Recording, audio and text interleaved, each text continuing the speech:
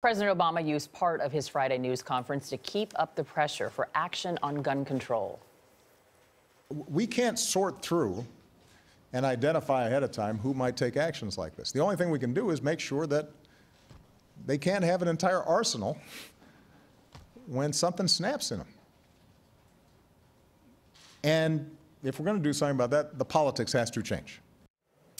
But will the politics change? Philip Bump covers politics for The Washington Post. Good morning, and thanks for being with us. Good morning, my pleasure. When you listen to that speech in its entirety, there is such a sense of frustration. And it's confusing because you look at the numbers and you see that 88% of us agree that there should be more background checks, and that includes 81% of Republicans. So what's going on? Why aren't things changing? Right. Well, the problem is that, first of all, there's a huge power imbalance between folks that advocate for gun control and folks who want to either maintain existing gun laws or actually lessen gun laws. There's a lot of strength in the community that says we need to keep gun laws either as they are or less. And there's a huge partisan split in that as well. And I think one of the things about the background check issue is, yes, we all agree there should be universal background checks. At least 88, 90% of us agree with that.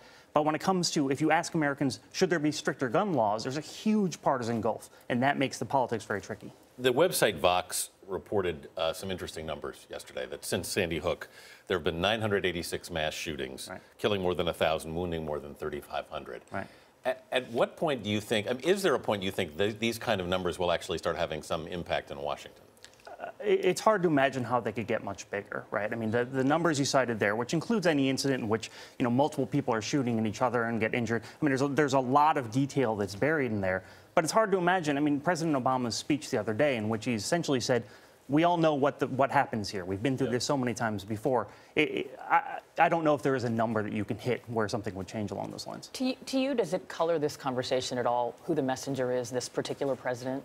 Yeah, I think it's tough. You know, one of the things that is a problem, the NRA and Planned Parenthood are the two most popular organizations in the country, one on the left and one on the right? And so the NRA is very strong, but there's also, you know, there exists a constitutional amendment which says you have the right to bear arms. That's tough to overcome. So I don't know that any president who put his mind to saying, oh, we need more gun laws would actually be able to affect it. But the problem with President Obama is he's viewed, the split is huge between how Democrats and Republicans view him. And so I don't know if he said to Republicans, hey, let's pass this law, the Republicans would necessarily agree. You mentioned the strength of groups like the NRA. Yes, there have been a number of high-profile gun control advocacy groups. Right. Michael Bloomberg started one, former mayor of New York, Gabby Giffords. Right. Do they have any influence? Not yet.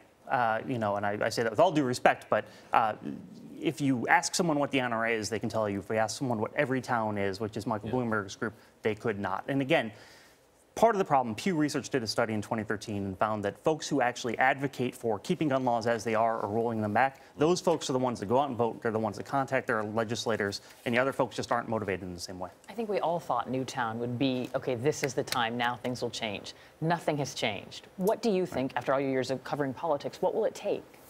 Well, you know, I mean, for folks who want to pass new gun restrictions, I think that what has to change is the court's interpretation of the Second Amendment, right? Because, I mean, D.C. passed a gun law that restricted how many people could have handguns, and a court recently threw that out. It's being appealed, but threw it out for being in violation of the Second Amendment. And as long as the NRA and gun advocates have that trump card, there's nothing you can do.